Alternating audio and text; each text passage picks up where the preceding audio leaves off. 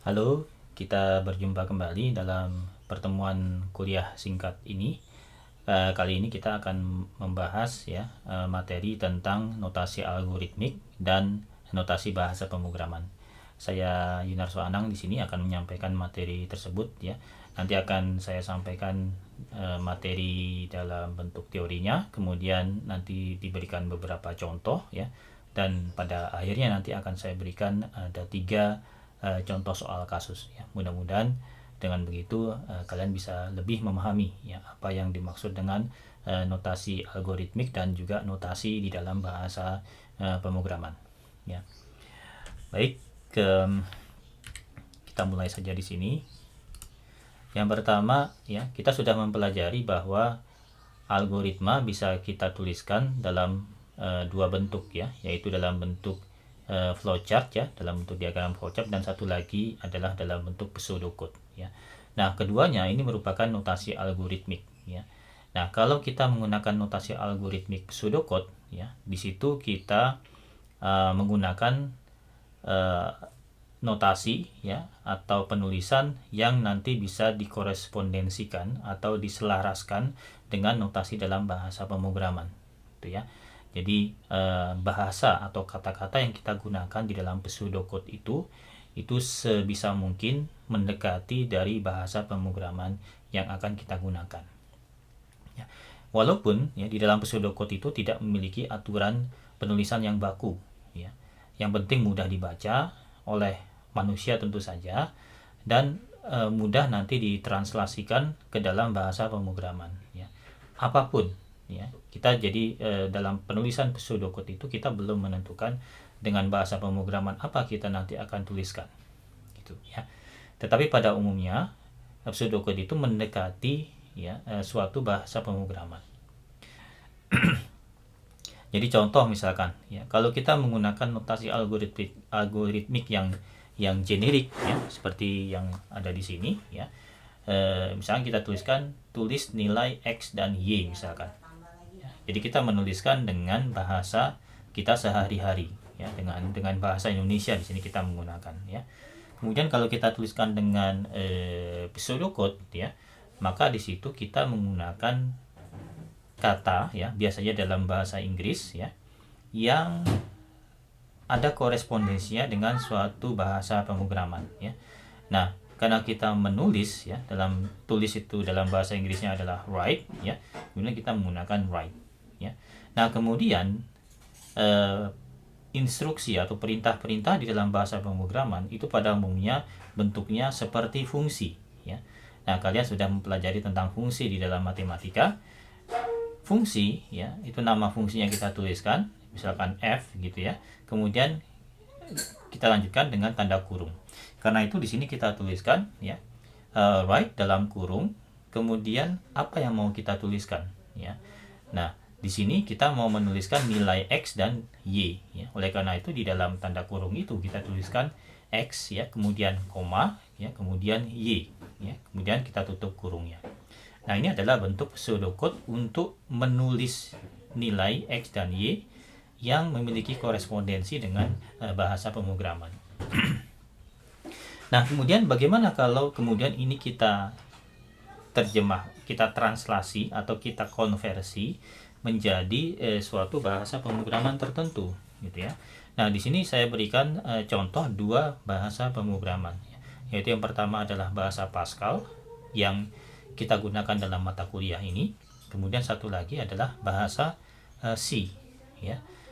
Kedua-duanya ini bahasa yang banyak digunakan ya di dalam membuat program gitu ya.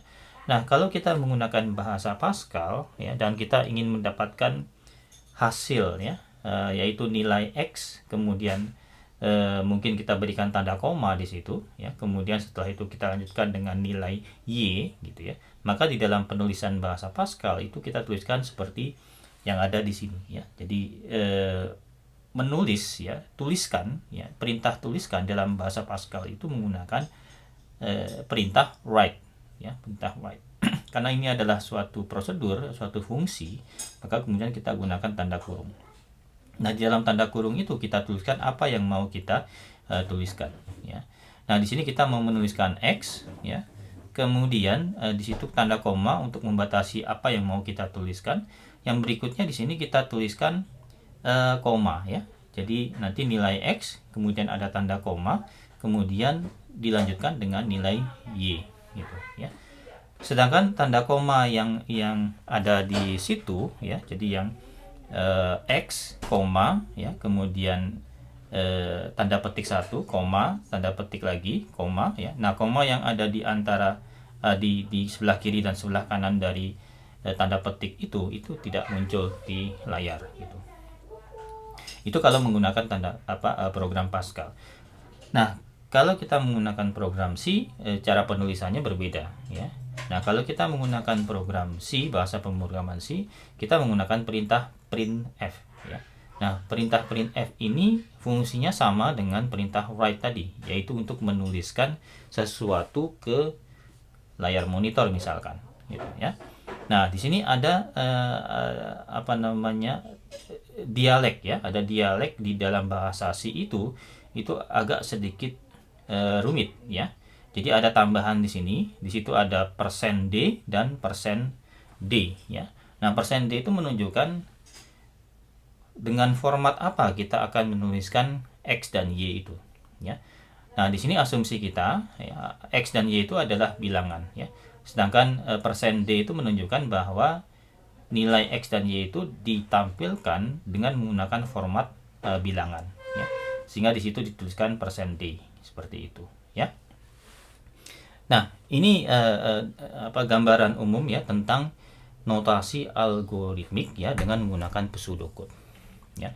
Di situ diberikan contoh juga ya, notasi algoritmik yang generik, kemudian yang menggunakan pseudocode ya, kemudian contoh di dalam bahasa pemrograman Pascal dan bahasa pemrograman C. Baik, selanjutnya kita akan melihat ya beberapa contoh struktur ya. Bagaimana struktur dari penulisan program ya. Pertama akan saya tunjukkan bagaimana struktur penulisan di dalam pseudocode ya. Kemudian nanti akan saya sandingkan dengan penulisan struktur program dengan bahasa Pascal gitu ya. Nah, jadi karena kita pada mata kuliah ini menggunakan bahasa Pascal, maka di sini saya akan berikan contoh hanya dengan bahasa Pascal saja gitu. Kalau misalkan kalian tertarik dengan mempelajari bahasa pemrograman yang lain ya, silahkan nanti kalian bisa baca di buku bacaan yang diberikan itu juga ada notasi dengan bahasa C, kemudian juga bahasa Fortran ya, dan bahasa basic ya, di situ diberikan contohnya juga. Atau bahasa pemrograman yang lain ya. Baik, kita mulai ya dengan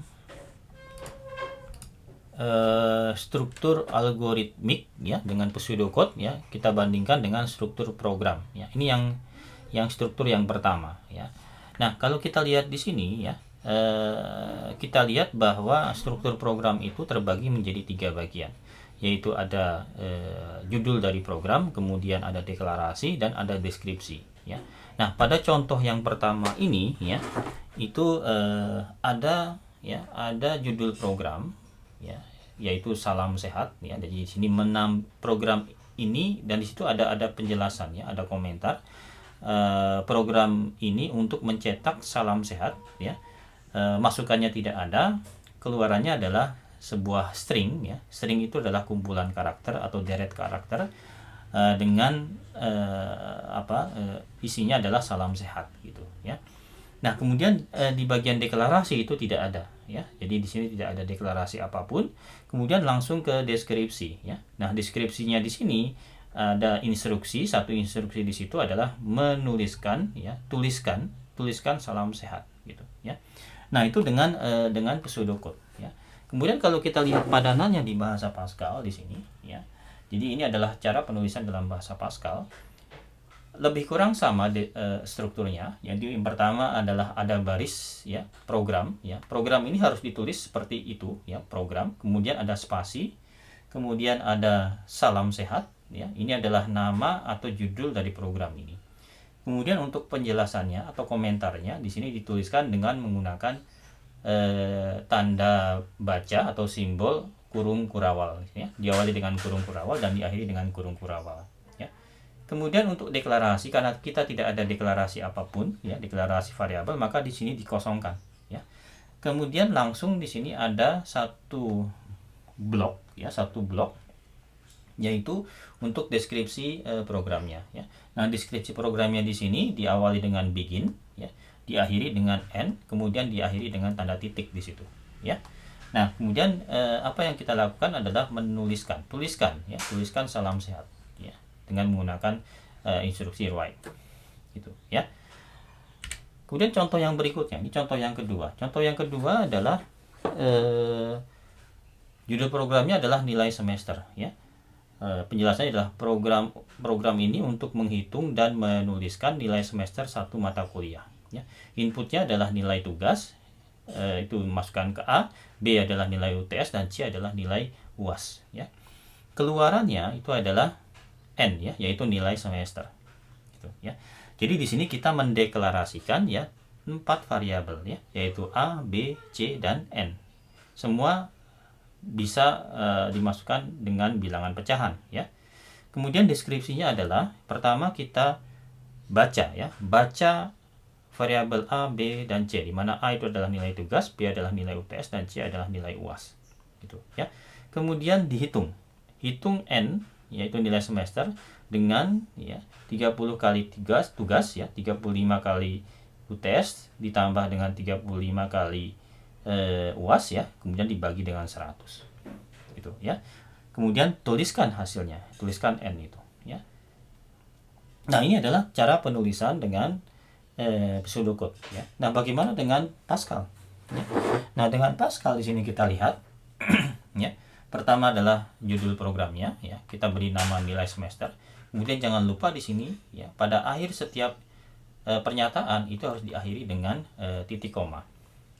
Kemudian di situ ada penjelasan menggunakan tanda kurung kurawal. Kemudian ada deklarasi ya. Di sini kita mendeklarasikan 4 variabel ya.